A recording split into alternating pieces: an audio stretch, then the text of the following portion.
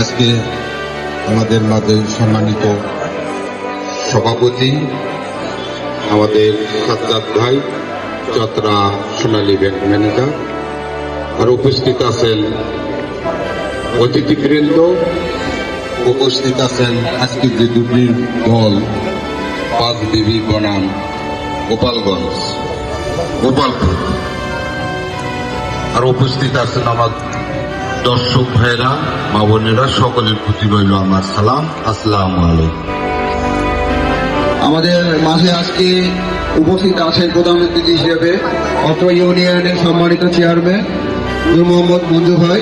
তাকে আজকে খেলায় উপস্থিত থেকে দুই দলকে অনুপ্রাণিত করার জন্য অনেক ধন্যবাদ। আসলে খেলাধুলা যেহেতু সোর্স অফ এন্টারটেইনমেন্ট, আমরা আশা করব যারা দুই দল এখানে অংশগ্রহণ করেছে, আমি দেখতে পাচ্ছি বাম পাশে সরকারি কলেজের স্টুডেন্টরা আছে, আমার খুব ভালো লাগলো যে স্টুডেন্টরা পার্টিসিপেট করেছে।